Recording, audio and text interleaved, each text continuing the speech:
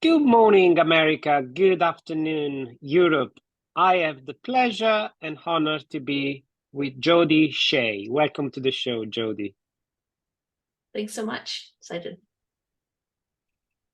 Jodie is, of course, a colleague, and she is a licensed marriage and family therapist in California and owner of Pillow Talk Therapy. She specializes in couple, relationship, and sex therapy, and often works with the LGBTQIA+, ethical non-monogamy, and kink populations. And Yes. longer version of that will be in the description of the video. Yeah. Ooh. So we both like to be somewhat spontaneous. Sure.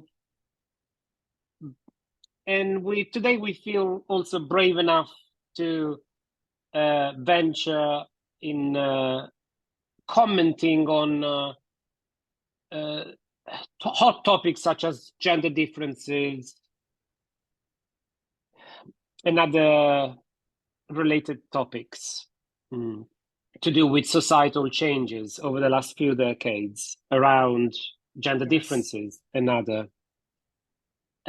recent developments. Yes. So first of all, what trends do you observe in your practice, generally speaking, not necessarily related to gender? I would say some of the trends that I'm really noticing, some of them have been the trends, forever, right? It's, I don't feel heard. And our needs or the way we communicate are different. And how can we get to speaking the same language? I think that one is like a tale as old as time, has always been there. I think there's a little bit more of a focus on it now because people are less likely to kind of settle for things and sweep things under the rug and verbalize things more. So there's more people coming in willing to talk about their issues. And then also the detail of the issues is kind of a little bit more expanded. People are still kind of uncomfortable talking about sex, but I'm always actually surprised how people feel more comfortable coming in, highlighting some of those issues and not just kind of skipping around it.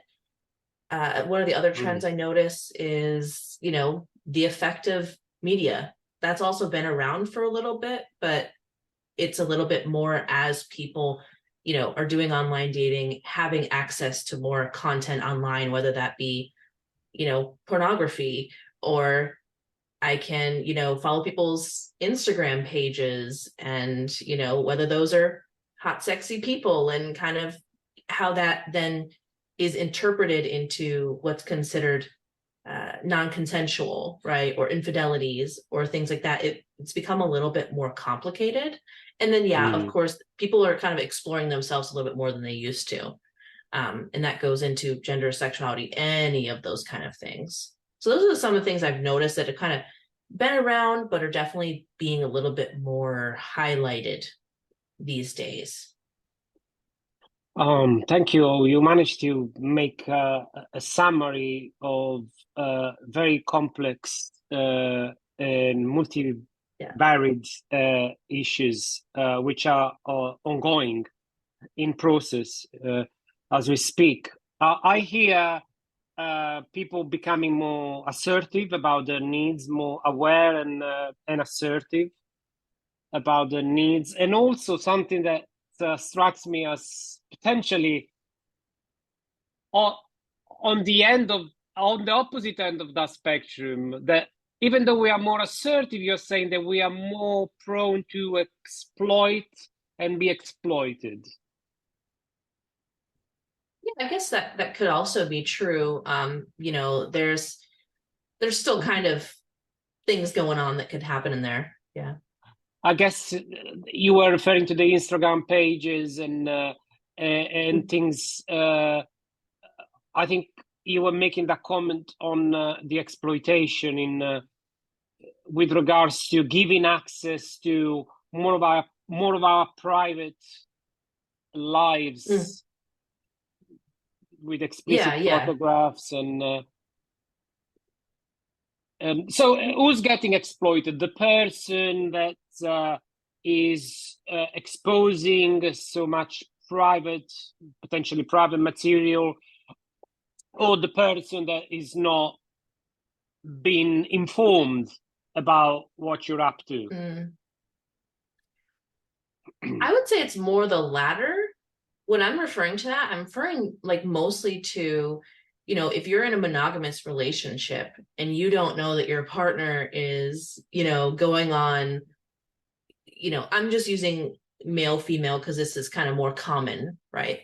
Or not even necessarily more common, but something that, people think of. But let's say, I'm in a male, female relationship and we're monogamous. We've made that agreement. And yet my partner, one of the partners is then, going on some hot person's Instagram page and going like looking good. That kind of start, it's not so much that they're posting like their personal stuff. And some people, they do. Some people over talk about their relationship with friends, family, or, their social media follows, whatever it is, without consent. But it's more so like talking about like this new infidelity that's happening, right? And is that considered cheating? There's a lot of people that would think that, right? Or maybe it's not cheating with someone who's on Instagram who's famous because, they're not going to respond. But if it's a person who maybe would respond, then I consider it cheating because now it's become a threat, and so there's kind of like all these little nuances and, potential potholes for people to kind of get stuck in when navigating a relationship and what's considered consensual or not, as we get all these little shiny blinky lights bringing our attention to people that are good looking and in good shape and in front of our face all the day long. Thank you for expanding further.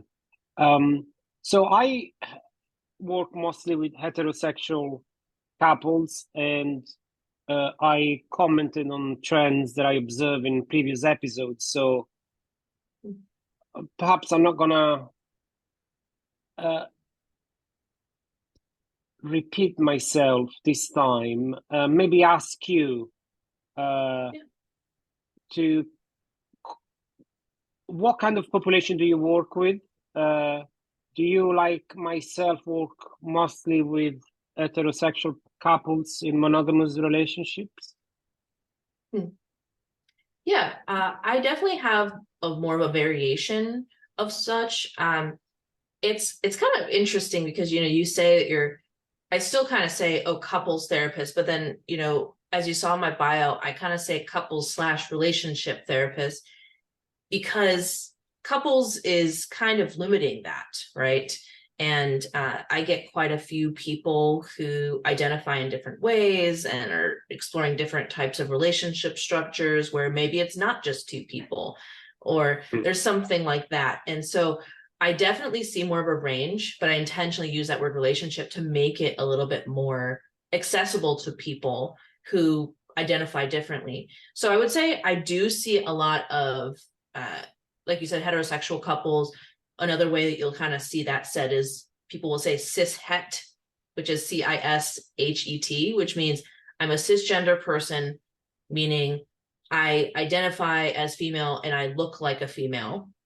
And then you have heterosexual, which is talking about which type of person am I physically attracted to? Am I sexually attracted to? And so we're kind of looking at like those two sections of things now.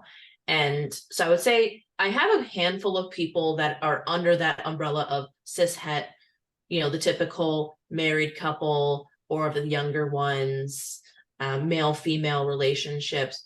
But I do have quite a few, even when they are still male-female, I do have some clients who necessarily don't identify with those pronouns. I have a few clients who are she, they, or, they, them, something like that. So they may outwardly look like one gender, but then they don't fully identify in that way. And so it's really important to ask that question. And you always want to be like, okay, what's the information they're bringing into me, and then how can I adjust? And so there's definitely a variation. I would say, yeah, good handful of regular cis het couples. And then I have some that look like cis het couples, but in actuality, there is some mixture of gender or sexuality there. I've actually gotten quite a few couples where they're actually opening up their relationship because they identify differently, or they're like, oh, I want to be in this, heterosexual relationship, but you know what, I kind of am interested in, seeing what's out there for the other sex, whether that be romantically or sexually, because those are sometimes different for people. And so I do get more of those. I've gotten some more people who are kind of exploring or have changed their gender expression over time. I have had a handful of couples also where I would say most often it's been the male partner who has, and again, when I say male, it's more so born as a male, who have kind of gone through, kind of an awakening or something where they, were like, that doesn't fit for me. And then also, how does that work when I'm in a relationship with a person that was born female, identifies as female, who finds masculinity attractive, and now I have a partner who is maybe growing out their hair, acting a little bit more feminine, and what do I do with that now? I've had a few people where that's been a real dilemma for them, where they're like, I don't know what to do. Do we stay in this relationship? Do I still want to have sex with you? I don't know the answer, but at the same time, I don't want to be putting you down, because I love you and I want you to be happy and all these other things. So, and then yes, I do have a lot of same-sex female couples. I haven't had as many gay male couples or male couples. I think that they tend to maybe gravitate a little bit more towards male clinicians, and sometimes are a little bit less likely to reach out also for help. So I think that I've kind of looked into that a little bit of why sometimes that is the case. I think there's just a little bit more comfort. A lot of my male clients feel uncomfortable sometimes saying really what they want to say with me, because they feel like, oh, can I use this, graphic word with a female? And so sometimes they'll apologize, and I'll give them permission to use it. I'm like, you're fine. I know how to hang with the guys. I tend to be a little bit more masculine myself. So there's definitely a range. I've had quite the array of people, but I would say once I've added the sex therapy aspect of it, and once I also really advertise that I am a safe ally for these different presenting populations, definitely they started kind of coming through the door. And I've been loving it because it's been, a variation. So I enjoy it a lot. And I believe that California is at the forefront of and leading a lot of these, embracing a lot of these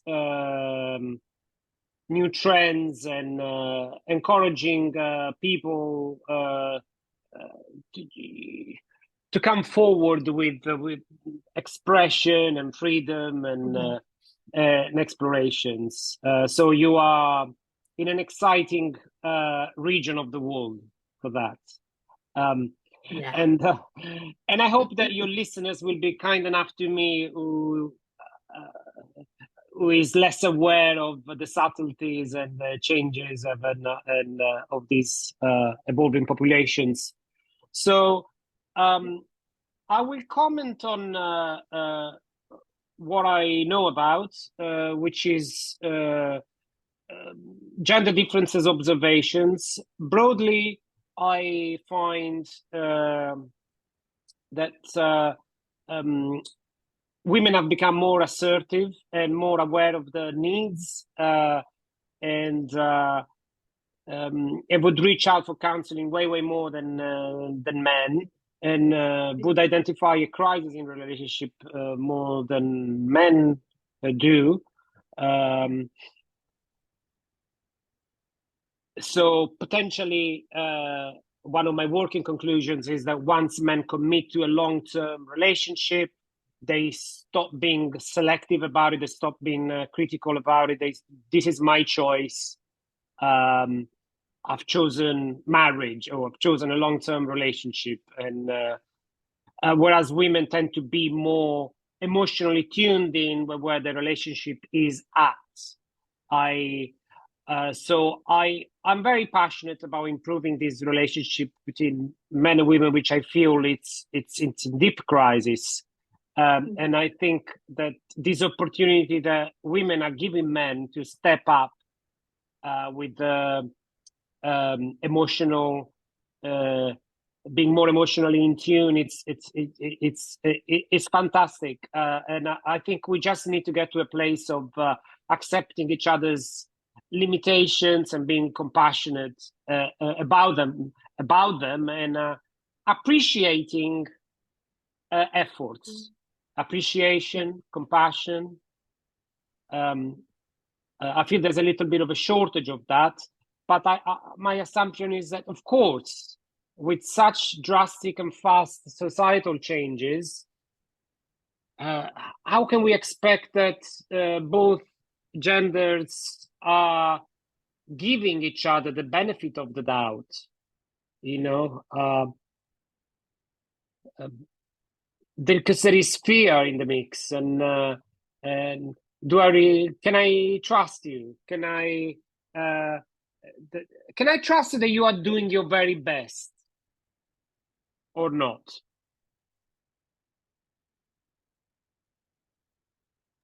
Yeah. I mean, I think that one's really difficult. It's one I've honestly thought about quite a bit because, especially being a relationship therapist, you're kind of taught to, you're balancing these, let's just say for this example, we're balancing two people in the room at the same time, which being a marriage and family therapist, that's basically what we've been trained for is, we're trained a little bit more. And I'm not sure that the training in Europe and what that's like, but I know here, like that's been one of the differences between some of the different therapist education degrees has been, if you have a social worker or a psychologist, LMFTs have been trained to look at balancing more than one person in the room, which is really freaking difficult, right? Like you have two people with different feelings, and if they were talking about something completely unrelated, then maybe that would be easier to talk about. But they're literally talking about each other, and then we're expected, or that person is expected to just kind of hold their tongue, just kind of deal with what comes up when someone's talking about you, right? And so I feel like that's really complicated, right? Because therapy in and of itself is typically a lot more comfortable for women, right? We love, like you said, we love to dabble in the emotions. And now we're coming to a space where we're talking about emotions. Men tend to already be on a one down position, but now we have to make this place comfortable for them to explore, noticing that sometimes the female partner might be a couple steps ahead of me. What is that like to, and that's not always the case. For me, I definitely look at the gender aspects of things, right? There are just some, biological differences. They've shown that like our brains are a little bit different, and then culture, an example of how our brains are different is, I remember I was reading an article about women are just better at multitasking, right? And, how many times have you probably heard a woman complaining a guy's not listening to her, right? That's also because, you might need to be in an environment where he's kind of honed in, he's focused, right? If he's trying to do something else at the same time, naturally, he might not be able to do that as well. And I'm kind of looking at, evolutionary, anthropological kind of things about our brains have not necessarily grown with some of our culture, right? Sex is a good example of that, right? We don't, our body still shuts down at menopause and around that age, because it's like, well, you're done having babies, you don't need me anymore. And it's like, well, no, it's been shown people are still, being intimate and having sex up until they die, right? But our bodies haven't always caught up, and our brain is no different than that. But there are some limitations, right? If women are a little bit better able to multitask, there are benefits to that, especially in our relationships, right? I can watch the kids, I can still be talking here, I can be doing all these things and kind of be present and functioning. And so, but there's also, like the cultural things, right? Of, we've been taught to, the man is responsible for the finances, the woman is responsible for the home, and some of these things that are still kind of just implanted there. So it's hard, basically. Like it's really hard to try to then make the therapy room like a safe place 100%, because not each partner is always at the same level. Not each partner is comfortable with the topics that we're talking about or has the tools. And, I tell some of my male clients that, and some of my female clients too, that men kind of get screwed a little bit there. They may have, if we were kind of running things a little bit different, we would be able to, kind of not block that ability earlier, right? But we're basically, since we're, in the single digits age, right? We're taught, men are taught to, shh, like, I don't want to hear that, suppress that, don't show that, don't, that's not what being a man is, right? Or being a boy. And now we're trying to undo that in the therapy room, basically. And that's not something that's really widely accepted. It's not easy to do that all day and then come in the therapy room and put it down, or just put it down in our relationship, right? It's not a switch sometimes that gets flipped very easily. But for me, I would say I look at attachment a lot more. Yes, there are gender differences. What I found, because this is something as I've gone into more of like the gender and sexuality space, is, and it also makes people feel a little bit more comfortable. I'm not necessarily judging you based on your gender, but I'm using that information, knowing some of the facts. One of my mentors, she would say, know like the facts and the information, but assess the individual, right? I have a person that might look like a male, right? But there's been times where he's been, from an attachment perspective, the anxious partner.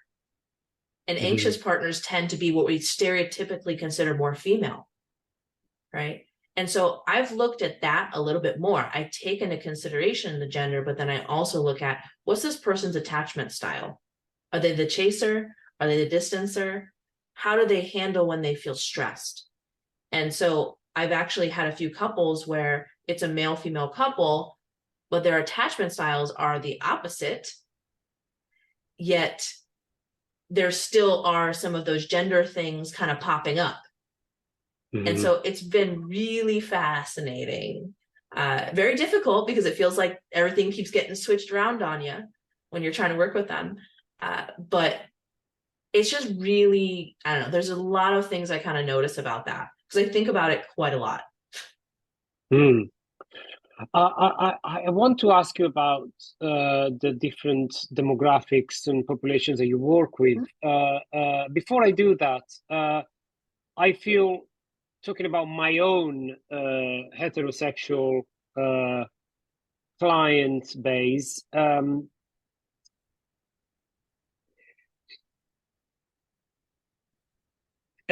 expectations, roles are possibly one of the top most challenging. You were referring before, traditionally women may be more in the home, and but however, over the last 30-40 years, women have been doing extremely well in the workplace, taking on a lot of masculine attitudes because they had no choice. Unfortunately, the workplace still remain a more sort of a kind of aggressive environment. And so if you want to succeed, you need to sort of suppress some of your more female orientation. And of course, there are organizations that actually promote more feminine values. So particularly when you have your first baby, and I get to see loads of couples after the first baby, it's extremely challenging these days for the nuclear families that doesn't have support. Because you have one person, a nuclear family, you have one person to get your needs met and also to help you out with the little one. And it's not quite clear what to expect from that person. So if you're a man, it's not quite clear what you expect if she's on maternity leave, and what how much more the extra mile is it fair to go, and equally for her, what's because you see, before I was making a point about compassion and acceptance, giving the benefit of the doubt. But if you get to a point of being convinced that the other person is not contributing enough, and you have society that tells you, doesn't give you any sort of guidelines as what is a fair expectation. So as a woman, you've made huge sacrifices to your identity and professional career. You have a baby, and you're feeling unhappy for a variety of reasons. And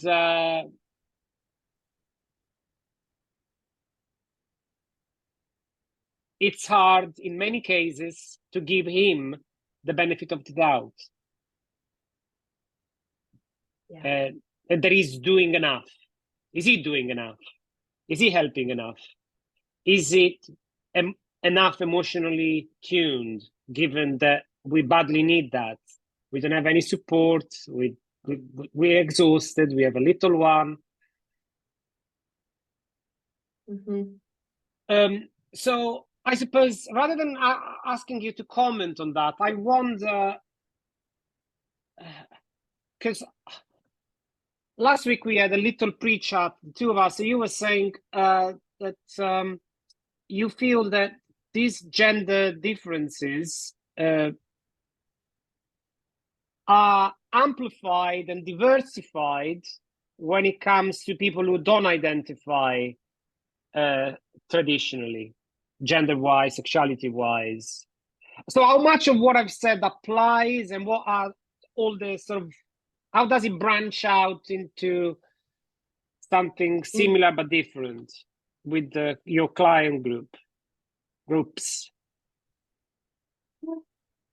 I mean, I would say that it does make things a little more complicated, right?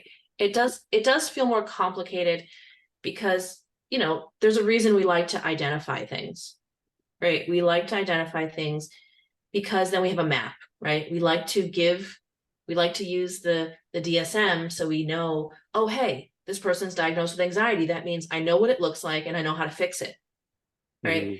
And so we like having a map. And I think that's, you know, a sidebar. I feel like that's a lot of the reason why, you know, people have a lot of struggle with, you know, some of these gender and sexuality differences that are coming out, because they're like, I don't understand it and I don't know what to do with it, right? And it brings up my own insecurities about, you know, if I mislabel somebody or, you know, whatever it is. And so, you know, a lot of people get really defensive around that because they don't really know what to do with it. And I think that the answer to that is the same answer as, you know, what I'm going to say here is it's just, again, noting that there might be some patterns, you might have some information, but every person is different. And I see couples do that all the time, right? I'm coming into a situation assuming that I know what's happening because that's what's going through my mind. Like I always say, the hardest part about couples is that you're basically trying to get the other person to care about something that they don't naturally care about as much, or care about in the way that you do, or see it the same way that you do, just because you want them to. And it's like this constant battle.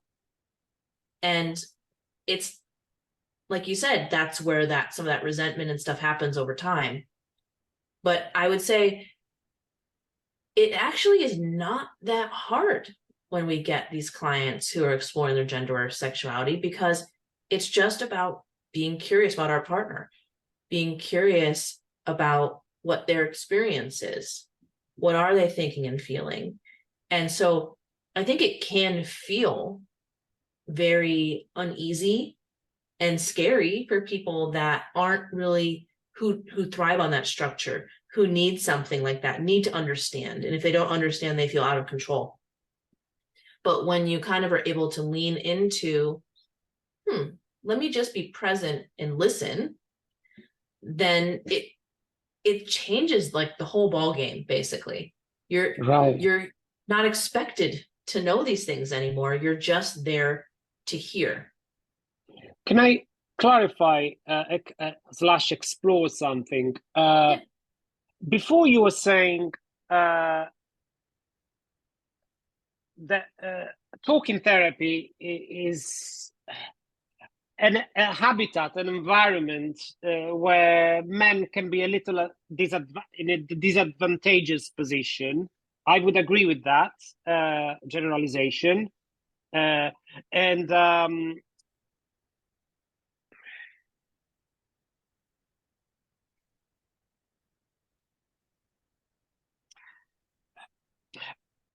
that can get in the way if you feel, he should step up. But interestingly, this applies to all sort of conclusion and assumptions that people reach.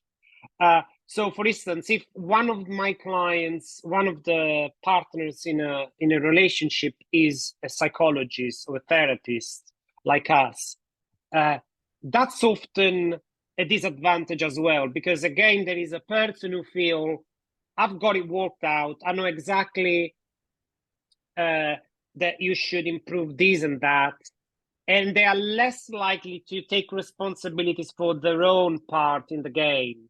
So one of my favorite things that I say to couples is, even if you really feel that you're 80% or 90% right,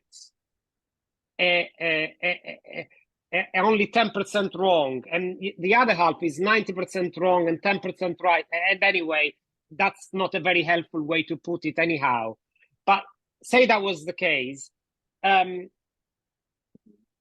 be compassionate regardless of knowing that you are largely right.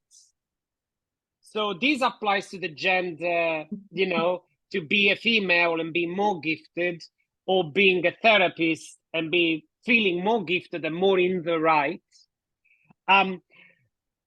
So with traditional roles, actually it's more likely potentially to reach a conclusion that I am right, based on my understanding of, male role and female role, and the fact that I'm on maternity, and you are not doing this and that, you are definitely wrong. That's where the real problems and the resentment that you were talking about comes, when one person reaches a conclusion, I am right about me feeling rubbish. It's not just that I'm feeling rubbish, but I'm also right about it, and you are wrong, and you should be doing more to fix me and fix us. Potentially, with you saying it's not that difficult working with a lot of my clients who don't identify traditionally, and I think I'm seeing your point from this angle. It's less likely for them to reach a conclusion based on the gender stereotype, role stereotype, and to then reach a clear expectation. I should be expecting this from you. You should really be doing this to be a good partner. It seems like you're describing clients that are willing to stay present with whatever comes up for the other half. It's easier said than done, but do you think there's potentially this could lead us out of this issue? Yeah, potentially. I mean, I do find that my clients who, often have explored some of those things tend to be a little bit more aware. And so that already, and then also if you have people that are exploring their gender, they may be kind of already making some of those shifts that make things feel more balanced. I was kind of laughing earlier because I was like, I swear, you were like a fly in the room of my own relationships over here. Yeah, because I do work with a lot of couples where one partner is the therapist, but a lot of them haven't been people that specialize in couples. And so I'm just thinking about like my own couples therapist, who the person I see now is not a specialist in couples therapy either. And I'm just like, but I do think personally a lot of the ways that you were mentioning, because I spend so much time thinking about, relationships and how they work and all these other things. And, and I have partners that, don't really want to hear that. And I'm like, there's literally like studies and all these other things that, like, yes, this is the best way, or no, that thing cannot be happening in our relationship because John Gottman said, if it's there, our relationship is doomed. And I've seen it happen many times. So that was something that was kind of going through my head when you were talking about that. Is it can be really difficult to, put that there. And, I've been thinking a lot lately also about, like the idea of like even like emotional abuse, right? Because that's been something that's, you're hearing that all over the place, right? Everyone's a narcissist and there's gaslighting and gaslighting and gaslighting. And, you hear that all the time. And I'm thinking, okay, but how are we really treating that? How do you really know if that's true, right? Like as a couples therapist, we come in and we're like, hey, we need to, both people are valid and both people are doing, and if the problem is if that's present, you also don't want to be kind of jumping on the bandwagon of victim shaming. So those are some things that are kind of coming to my mind, like as you were talking there about like some of the complex aspects of this work.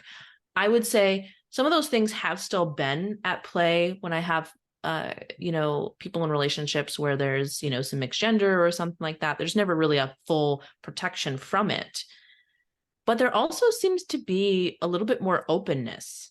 Sometimes they're a little bit softer towards each other because they've been invalidated before. They've been, I have had some people with their gender identity where, sometimes their presentation has been a little bit more intense, right? And I'm being mindful to not use the word aggressive, right? Because that's a way to kind of say, oh, you're being too much. But there's an intensity about it, right? Because they're at that place of desperation to be heard, right? And usually their partners are not the people doing that to them, though. It's usually like their family, their parents, outward society, things like that. And their partner is usually the person that does understand it because their partner is attracted to that. Their partner has some awareness and understanding of it. Yes, maybe if the partner presented one way in the beginning and then changed over time, then, some of those conversations might come up. But for the most part, a lot of them have been really understanding, and it hasn't been so much the issue of their sexuality or their gender. It's been, I'm totally supportive of that. And at the same time now, what do we do because I'm not attracted to it? So there definitely has been like something in the positive direction with some of these explorations and things that people are going through. And that's not always as much the case with the typical male-female relationship because sometimes they're so different. So I think that answers your question. Those are kind of just some random thoughts I was thinking of as you were talking. Yeah, yes, that's very helpful. And what about that reaching what I was saying with the traditional roles is that it's easy because it's traditional and because you can compare yourself to the people that pleases you.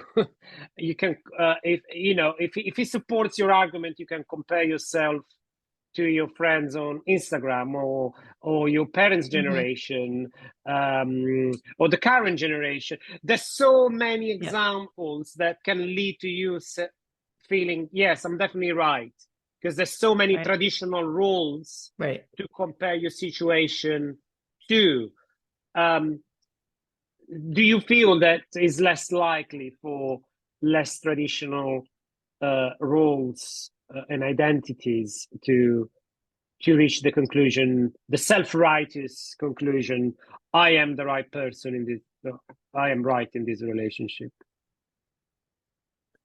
Yeah, I think that they do tend to be a little bit more understanding. I think that's also like a generalization. I don't want to say they all, all people are that go down that path, or identify differently.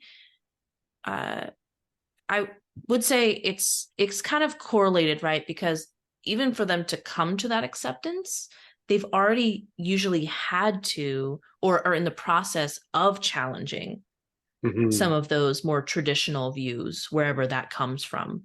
So I feel like they have kind of gone through that a little bit, whereas people that identify as just male, female, and are in a heterosexual relationship, they necessarily have not 100% explored the same things. So they do tend to be a little bit more similar in traditional values, right? To some extent. I mean, just a typical example of that would be, women who, want independence, but at the same time, they want to be taken care of. And, it's like you can kind of see these values of the traditional and the modern clashing there. And so it gets a little bit complicated. Whereas, and we haven't necessarily thought about, I think women sometimes tend to think about it a little bit more than men, just because we tend to be, and I think men also experience this in some ways, because I have had men who feel really alone and unsupported when they're just required to basically bring a paycheck home. And that's, all it is. And there's no room for them anywhere else. Or they're not doing, they're not given the tools, but then they're not being good enough at home. But I find women tend to be a little bit more aware, just because, we've gone through like women's rights and feminism and all these other, kind of things that like they've been fighting for a long time for. And so there's awareness, but I feel like these other people who are exploring sexuality and gender have a little bit more awareness and tolerance sometimes of that, which then prevents a little bit more of the my way is the only truth kind of thinking that, male-female relationships can sometimes get into. But it's complicated. Yes. It's impossible to make justice to. Again, hoping the listeners will be kind enough to us to realize that this is our first chat as well. So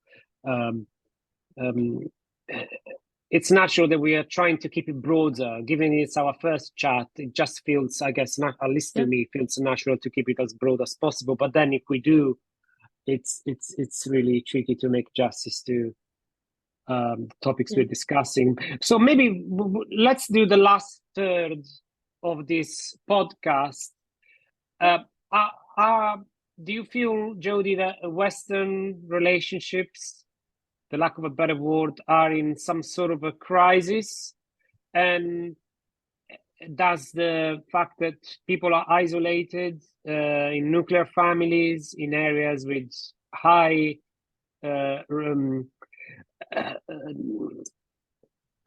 life cost values, and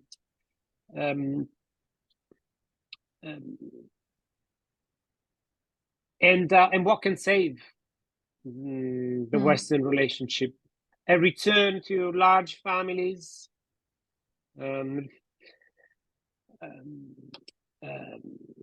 or again an embrace of what the future brings. I would say, yes, I do feel like we're in crisis. I feel like we are still going in the right direction. I think we're going through the growing pains, just like we are with the gender and sexuality conversation, right? Like, we're going through the part of history where we're fighting to change things. And that never happens seamlessly. It happens with a lot of resistance and a lot of anger and hurt and all these other things. And so, even with regular cishet relationships, we're still going through that. We're going through, hey, women are allowed to have a voice. And hey, this is generalizing. Hey, women are allowed to have a voice. And hey, men, you got to step up the game. Right. And that is just something that is not an easy thing to make, because we are still being influenced by traditional values and cultures. And so it's, and then, like you said, like, we're around people of different generations. And I do notice, especially America, I'm trying to remember, I had gone to a keynote recently about implicit bias, and I found it really interesting that the speaker said we weren't actually a country of immigrants. It was some other word. I'm trying to remember what it was, but basically he was saying immigration was a choice, which not everyone has chosen to be here. But especially, and this is part of the reason I had moved out to California from the East Coast. East Coast also has it, but the East Coast has a lot more European culture, right? Which I enjoyed, but I got really into Asian culture when I was younger. And so I was like, I want something that has like a little bit of all of it. And so out in California, there's a little bit more of Asian and Latino cultures. And with that, there comes a lot of these generational, people coming with them or still around or influencing the family, which, as you're trying to make change, that's not so easy when people of other generations don't value those changes or don't want to make those changes, or, so there's a lot of different things contributing to that crisis, because it can feel like you're kind of trying to run, but you're kind of dragging, a cart of potatoes behind you. You're kind of trying to make changes, but you're being met with resistance, even though you're like, oh, that horizon over there is like so pretty and it's going to be great when we get there, but we're just not there yet. Right. So, it's fascinating. So California, to an extent, is super liberal and is sort of leading the way. And I suppose it's the sort of Caucasian demographics that's sort of exploring the new modern, less traditional, struggling towards the less traditional way of gender and sexuality and relationships. But at the same time, you also have more traditional societies, e.g. the Asian and the Latino. So the spectrum is wider. Which attracted you, this diversity attracted you, right? Yes, I love the diversity. I would say we are all exploring it, but there's definitely, depending on your family, if your family has more traditional values, it's a little bit more difficult, right? And because they may not be accepting of you exploring things or changing things, or change the dynamic, right? And so I would say that that's definitely something, I still think it happens in, white families, but I think it feels sometimes a little more safe to do so. But it also depends on each person's family and, like, how traditional they are and how long our families have been here, and what they believe and value. And how much we basically, it all comes down to, we love that in therapy, is how much people questioning things, how much we really critically thinking about who I want to be. And that's one of our rites of passages of becoming an adult, is I know where I came from and why it's like that. What do I want to take with me? What do I want to leave behind? And not everybody does that process very well. or consciously. I suppose my final comment on this podcast would be to reiterate what I was saying before. If you reach that compassion that we have only when we can trust and give the other person the benefit of the doubt, yes, they are doing their very best.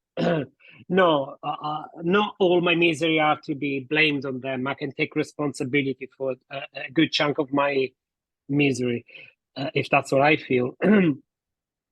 And we were agreeing that what gets in the way is, oh, I'm a therapist. Actually, I do feel like I'm in the right. So no, I'm not giving you the benefit of the doubt, because no, you're not acting on the recommendation I've been suggesting, or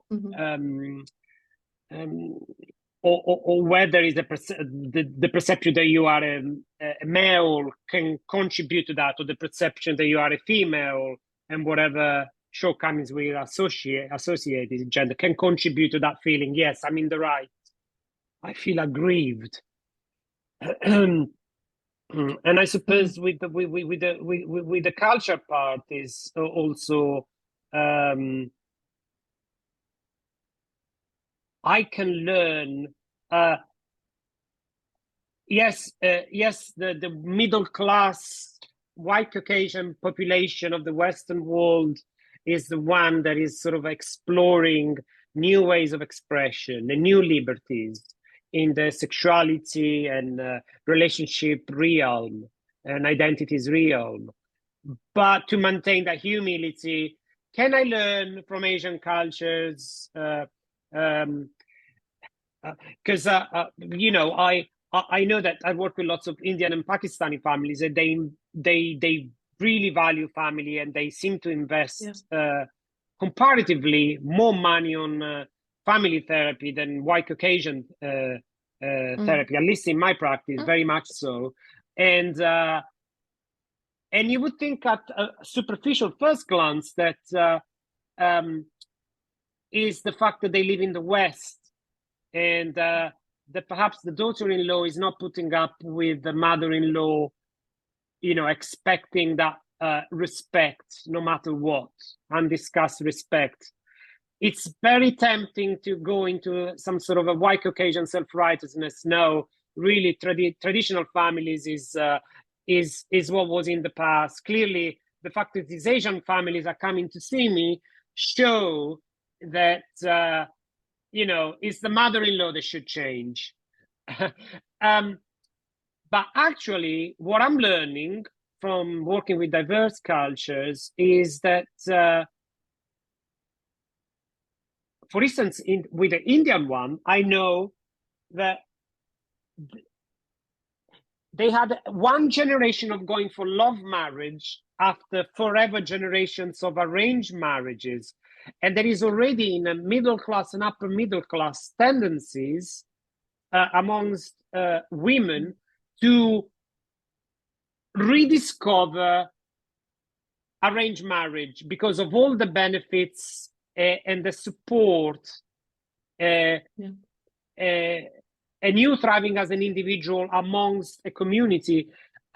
So I'm talking about, upper middle class people that are, probably studied at university in England or the US and are very emancipated but they're actually choosing to stick to their own traditional, a revisited version of it. I suppose what I'm saying is that it's so, for me, it's so important to keep learning from different cultures. That's, I suppose, a simple way to put it. Yeah. No, I think there definitely is something to that. And I've even personally thought like, oh man, I wish I was, part of a culture that, where matchmaking, family matchmaking or something was more of a thing, because I've struggled so much with dating and so many people have struggled so much with dating. And so I totally understand the draw to using those supports and leaning on family. And and I think this is something that's so misunderstood by a lot of like the older generation is, like the example that I use is with clients is around Christmas time, you start to see a lot more of like the religious commercials over here. I don't know if that's the case over there as well, but and I remember one of them was like, well, Jesus didn't get along with his family, but he didn't disown them, and I was like, well, that's an assumption of like there's this assumption that the younger generation now is just, oh, you made me angry one time, you're cut off. You're cut off. And it's like, I think especially with your family, that's not the case, right? You're usually dealing with something for a really long time because no one wants to be without a family. No one wants to be alone. It's not our natural place. And so, but things happen over time, and, you try to get your voice heard, and you try to get your voice heard because you're being met with years and years of tradition. Right? Years and years of this is how our family does things. This is what we talk about. This is what we don't talk about. You learn your place. And what happens when that doesn't work for somebody? Right? They'll kind of push back and put, and they'll try to be heard. And I at least know this is the case in my family.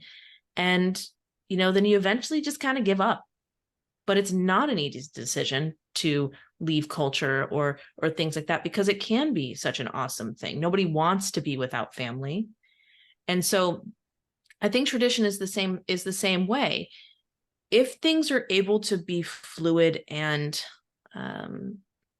influenced, I'm trying to think of a different word, but it's not coming to my mind.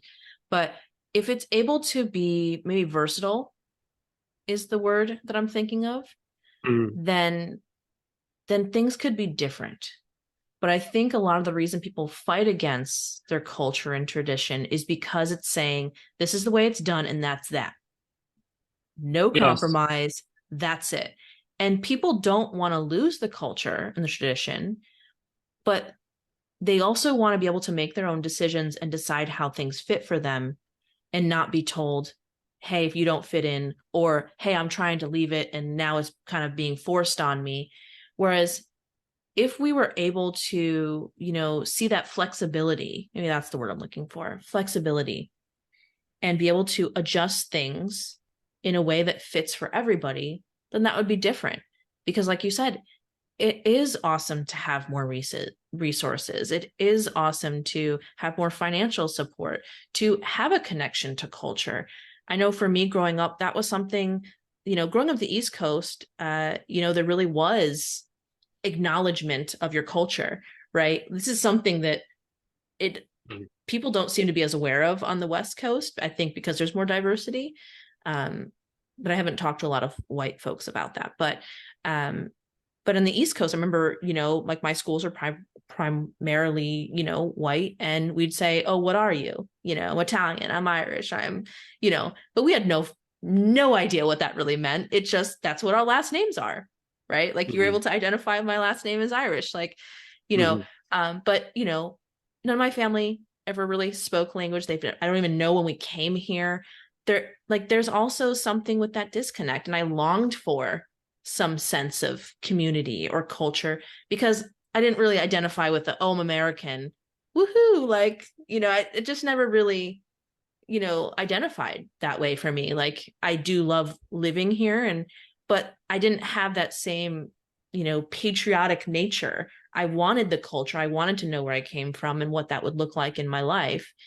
And so people don't want to lose that. And it's sad when we lose that. And some of that's just been through, over history, like whitewashing and, becoming more American friendly because there wasn't acceptance. But it's so much more complicated than that. And so if we can find a way for the old and the new to kind of live in harmony or to be flexible and adjust as needed, accept change. Change is not necessarily always a threat when it's taken as a threat. And that's the problem, right? So I think that would solve a lot of it. Again, way easier said than done, right? Change is scary and hard, but flexible would be awesome. Jodie O'Shea, thank you so much for chatting to me. It's been very stimulating and I've learned a lot. Yeah, thanks so much. Until next time. Have a great day. You too. Thanks, Jodie.